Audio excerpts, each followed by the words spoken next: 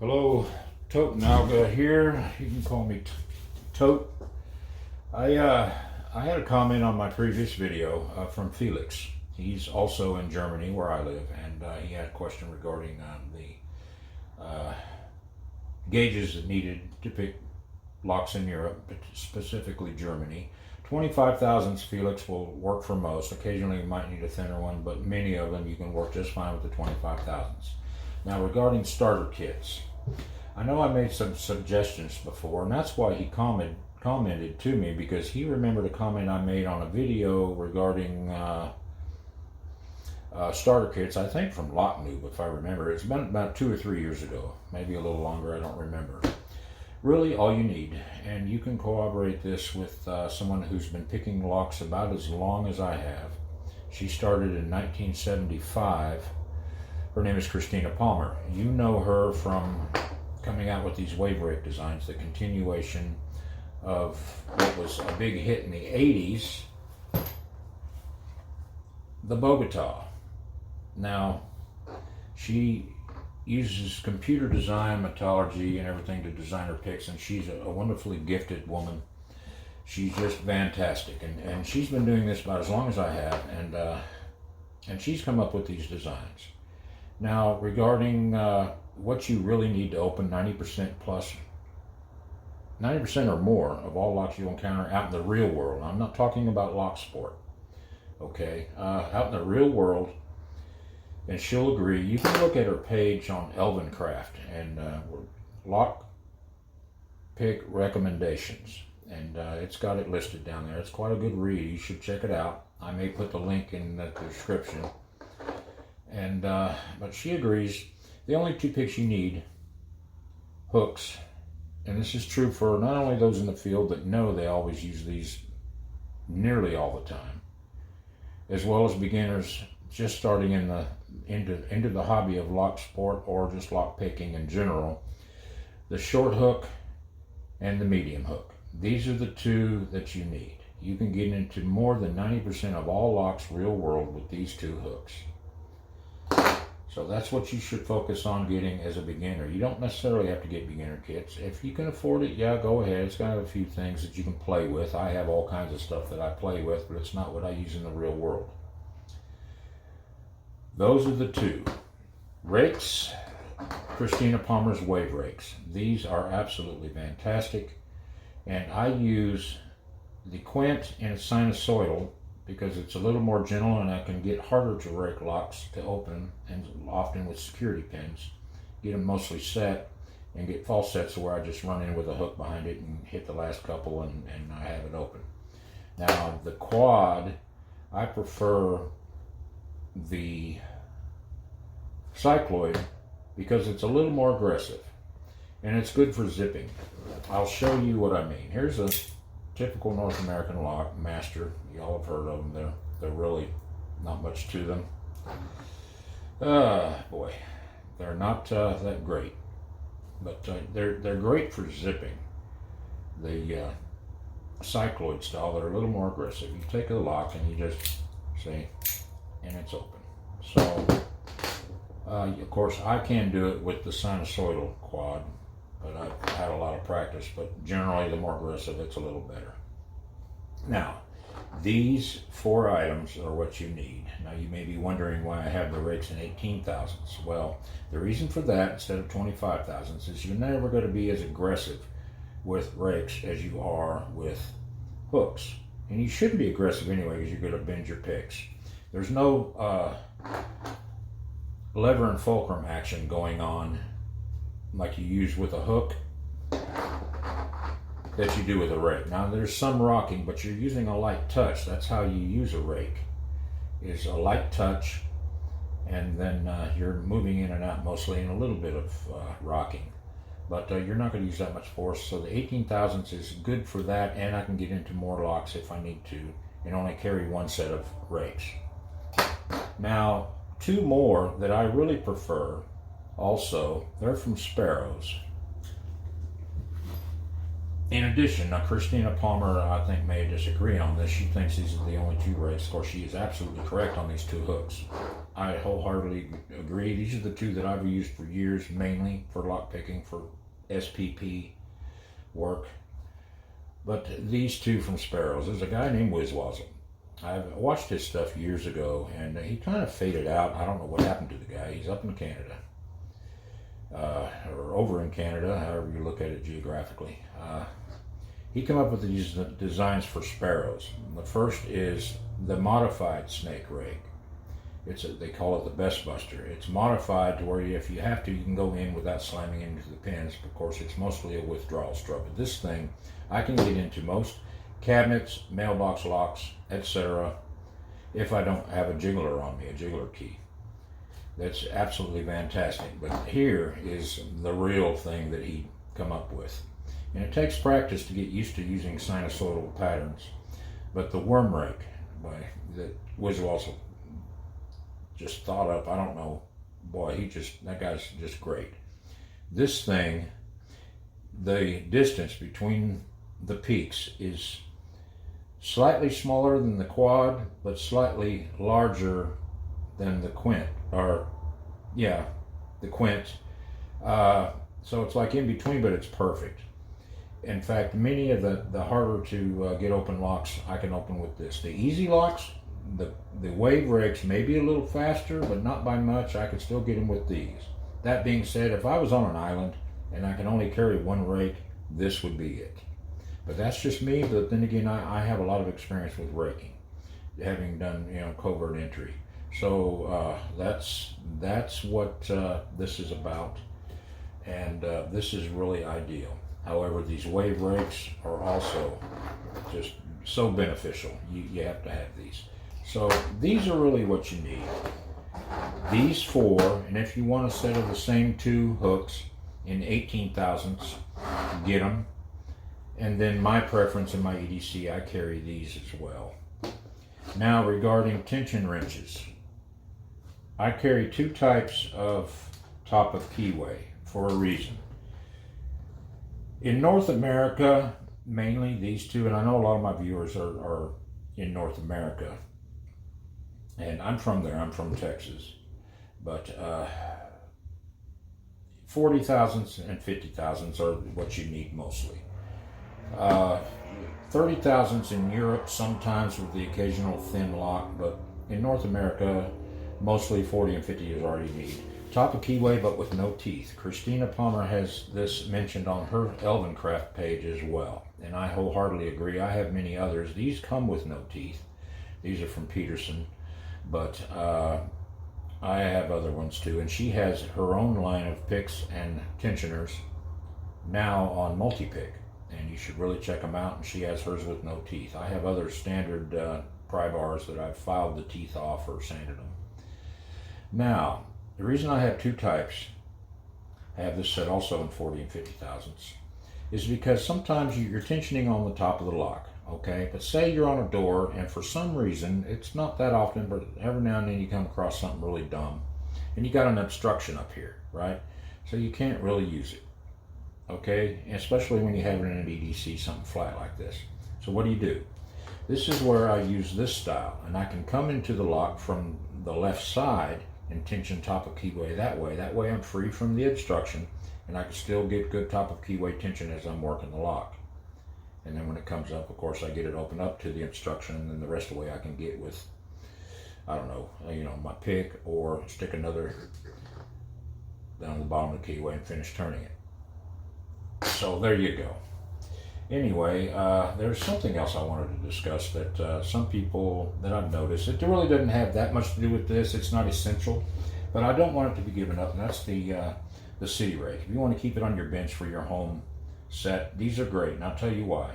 They represent key biddings. They are not a beginner rake or a beginner pick or whatever people want to call them. These are tried and true on the rare occasion that you need them. Now take, for example, this German lock, this Abus.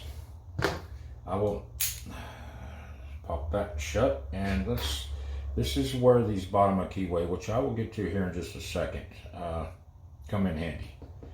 This is the skinny one, and it goes right in there. because the wider ones, bottom of keyway, just won't fit in the Avis. Now you take this, it's a lot like using the key, see? And this is a relatively hard lock to pick, you know, but you get a lot of good key bittings depending on how far in you stick it in there to match. Now, of course, extreme bitting, how far in you stick it in, you know, to match the key. You find it, I mean, you play with a lock for a while, but not every lock, but a lot of locks. Try one at home, you may be surprised. Now, regarding bottom of keyway tension, this is a controversial issue with a lot of folks. The reason for that is, well, like LPL, for example, he does not like the ones with the twist. I disagree, and there's a reason for that. Now, I do have some, and you have different types. You have some that even Christina Palmer is designing, but I've found then that sometimes I come across a lock that I just simply can't work it. The reason for that is the width of the bottom of keyway, where you end up having to use one of the top of keyways because it's skinny to fit, like for this Avis, for example, see, but it's clearly a top keyway and doesn't go in that far. These are the thickness types versus the width type. Sparrows makes theirs by the width. They have the standard width, the medium width, and the skinny width. They're all the same thickness. I have found that these work best for me. I can get it. I can keep these and not have to have the other bottom of keyway of this type, the thickness type bottom of keyway turners. Now regarding the twist, this is where some people, yes, you can feel the feedback more with the solid type. However, and I have those as well. I have many of them. And on the bench, yes, sometimes I'll use them. But when you're working with a padlock and you're raking, okay, you consider a transmission on an automobile. It doesn't go from one gear directly into the next gear and just slam. There's a slight governing that smooths it into it, okay? It's the same with these. You know, you have that slight give that you can put a much lighter tension instead of directly turning it. You have a finer control, especially when zipping or, you know, raking padlocks. That's why I prefer these. Now, other people, your mileage may vary. You may think differently on that, you know, but these, you just get a better,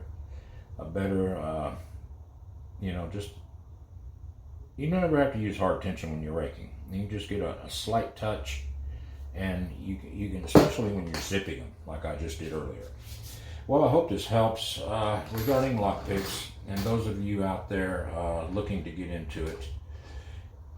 And you look at a lot of the experts, and they will agree, and if you look at a lot of locksmiths too, they only carry a few picks. In fact, I know one, he's in the northeast of the USA, and he only uses these two hooks and a snake rake. I don't think he's using the Sparrow snake rake, but he's using a snake rake, and that's how he gets into all locks that he is called out to on a job. And many of them are the same. They usually have one rake. In this case, I prefer, you know, these two mainly, and I like these. Of course, I love my worm rake. And just two hooks. These are what you need. And beginners out there in the field, these are what you're going to use anyway, so you might as well just get these two hooks, get you a couple rakes, some tension wrenches, and you can find you a cheap case somewhere. Sparrows has nice cases for less money, and there are other places to get them too. But instead of buying one of these elaborate kits, or even like the Tuxedo from Sparrows, yeah, you still have to add a few things to it, like a worm rake and maybe a top of keyway tensioning. But if you can just find where you can go buy just the individual picks from certain vendors and get you a few top keyway and bottom of keyway tension wrenches, start with that, and then later maybe get you a couple of rakes, and that's all you need, not only for on the bench learning, but also EDC as well. I mean, in fact, these are all I carry on EDC anyway. What's in my actual bag for EDC most of the time, I carry these rakes and these rakes, but with no handles in my EDC. The only ones that have handles would be these 4 that I have in my EDC kit. That way it's flatter and it's more compact. The reason these are no handles, my rakes, is because it doesn't need to be, because you don't need as much control as you do with a hook, and I can just work it, you know, and it's still highly doable, and it takes up less space, and I can definitely use them that way. Now, of course, the hooks I prefer handled, even in my EDC. Well, there you go. I hope this was helpful, folks.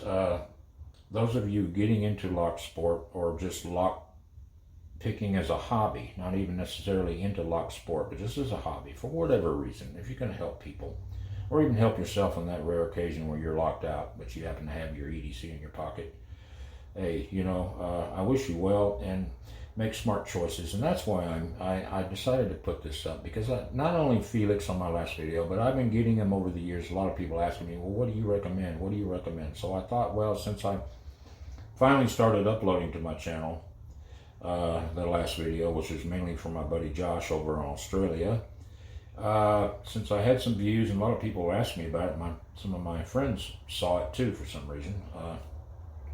I decided, well, I'll go ahead and put some more up, including this regarding tools to get you started in it. And anyway, really, that's all you need.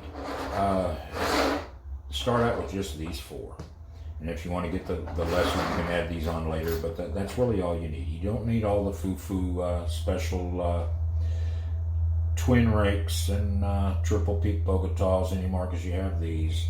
And you don't need all the special diamond ball, offset, DeForest diamonds, and all the variations of it. And all the crazy stuff out there. You just don't need it. You know, these are what you need in the real world locksmiths. And people in the military, these are just what they carry. Just these main ones, and that's all you need. That's really all you need. And some basic tension wrenches for each circumstance. Bottom of keyway, usually for pack locks only when you're zipping or raking most of the time. Top of keyway, and top of keyway where you can get in from the side. You know, your pry bar style and your side entry style, like this, your bent. So there you go. I wish y'all well, and good luck to you guys, and really consider it, you know, and try to get you some quality tools when you do get some. You know, it may look like a lot of price, but really when you're only going to getting a few picks to start out with and a few tension wrenches, it's really not that much, and you can even afford an $8 to $12 case from Sparrows to put them all in. You know, it's great. You have a EDC, and it's all you need for, you know. You don't have to copy a lot of these guys that are kind of flashy, and they have all these big kits that they show. And I have them too. I was guilty of it once before as well. I just had all these, but a lot of it was I like to collect them. I have roll-up kits. I have boxes. I have these 2 here. I've got single little kits like these. So these are all filled with different picks from different manufacturers, multi-pick and other things. So I have bags full of it. But it turns out in the real world I don't need them. I just need just these few, and that's what works. Locksmiths, the same way. Christina Palmer even sees it the same way. Of course, she's very advanced as well. She's been doing it as long, maybe few years longer than I have. I started in about the late 70s, I think. I think she started in 1975. Christina, you're fantastic, and I'm so glad you come up with these wave rakes, and I'm glad that you're out there. Christina, you get it. And there are very few that do. They come up with it and they get all starry-eyed about all these different designs and come up with all these different rakes, different picks, things with nipples in them, weird stuff, when these are still the tried and true and all that's needed. Thank you, folks. Good luck, and happy picking.